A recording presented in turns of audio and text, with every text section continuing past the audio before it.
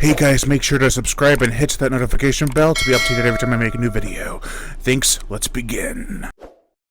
Here's my identification badge. Now here's my review.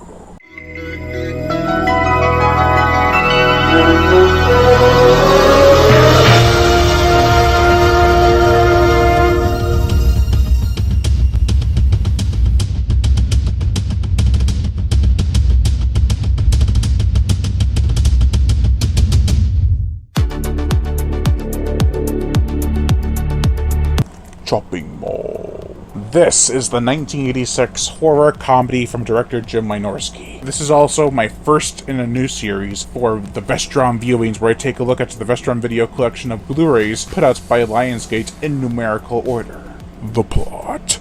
So a group of friends are going to stay the night at a mall, unknowing to the owners or any of the other people who are not attending the party, and decide to have a fun romp in the bedroom sections. But the mall's security robots, which are newly installed, are struck by lightning through the wire system, and they turn killer.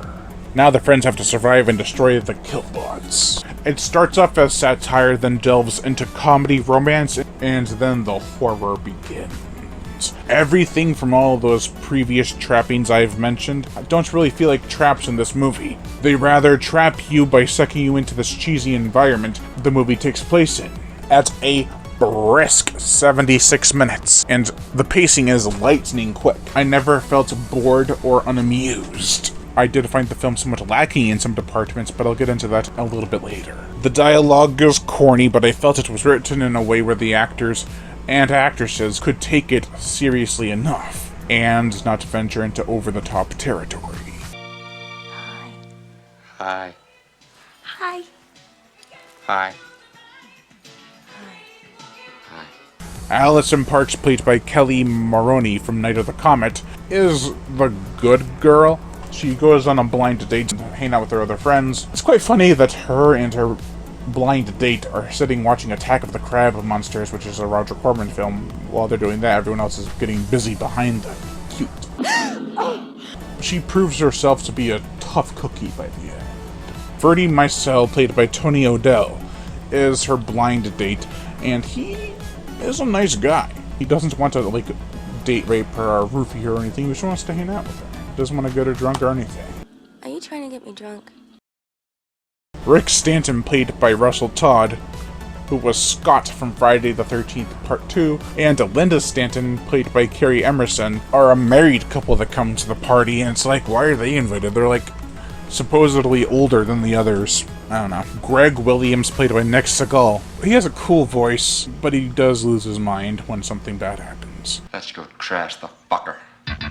Susie Lim, played by Barbara Crampton from Reanimator, From Beyond, Castle Freak, You're Next, a ton of horror movies, is okay in the movie. She's not a bad actress, but she is a little bit annoying.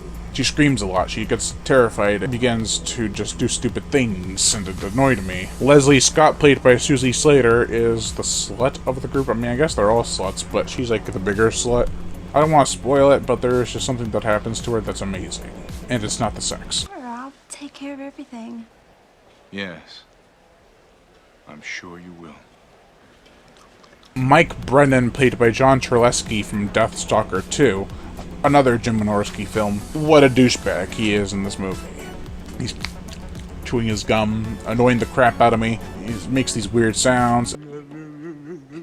I could not stand his character. Thankfully, he is not in it for too long. Priestley, the late great Dick Miller from Piranha, The Howling, Gremlins. He has a cameo as a janitor, and I loved his performance.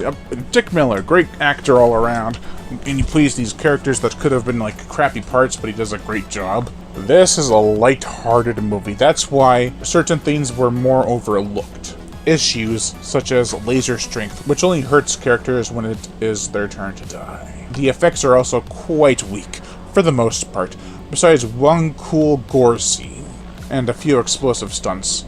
I'll get into that in a bit, but the effects are not as spectacularly bloody as I was hoping for, or even as the title, Chopping Mall, would suggest. A nitpick that I have is that the mall owner and presenter at the beginning, never returns or gets his comeuppance. That was a bit of a letdown. I do have an idea for a remake. I know, just give me a minute to spell it out. It's kind of a bonkers idea, but this is a bonkers movie. Have the owner of the mall be secretly testing the killbots for the military, and have them be decked out with bladed weapons, and even lasers. Have it set in the 80s, and the mall isn't actually a mall, but is where they have a test run. Make the main players oblivious to what's actually going on, and you got yourself a bloodbath. Okay, done with the rambling. Let's get to the good stuff. The gore, the effects. We get a glorious exploded head, a best kill in the movie. A burning and some minor blood. It could have easily benefited from having more gore. The exploded head was amazing, though I have to keep on gushing about that. It's very chunky. The motion picture soundtrack. I have the CD. It's a combo with Deathstalker 2. It's composed by Chuck Serino, who also composed Dino Crack vs. Supergator, Dire Wolf, Deathstalker 2, which I previously mentioned, The Return of Swamp Thing, and the upcoming, hopefully someday soon, Cobra Gator.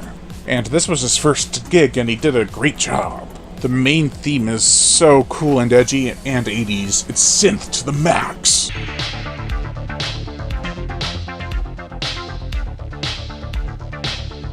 I also love the whimsical and adventurous sections of the music. It makes the movie as a whole feel magical. Overall, this is one of Jim Wynorski's most infamous movies. And for good reason. It's filled with fun, while it is not even close to perfect. It still delivers on the light-hearted nature, fun characters, dialogue, solid pacing, a decent gore shot, and excellent music. I'd say check it out, just remember it is goofy. Overall, I give Chopping Mall a 3 out of 5. Now let's get into the special features on this Blu-ray from Vestron Videos Lionsgate Line film release thing. So we have audio commentaries, 3 of them, with a bunch of the cast and crew. The first one features Jim Wynorski, Kelly Maroney, and Steve Mitchell. The second one, which features historians and authors, has Nathaniel Thompson from Mondo Video and Ryan Turek from Shock Till You Drop. The third one has Jim Wynorski and Steve Mitchell returning. We also have an isolated musical score for the film and a trailer. The special features continue with one called Back to the Mall. This is the longest video. It has the cast and crew talk about the filming experience and how much fun they had. Great stories are told. They talk about the title and how it was originally called Robots and then Killbots, before being called Chopping Mall. Because the test screening when it was called Killbots didn't go over so well. Then there's Chopping Mall, an interview with Leslie Rosenthal. She talks about the process of cutting the scenes, namely the head explosion. Her, along with Jim and others, talk about the pacing and how tight it was cut. It was originally 81 to 82 minutes. It's now sits at 76. There's a funny gag around 7 minutes in with the head explosion.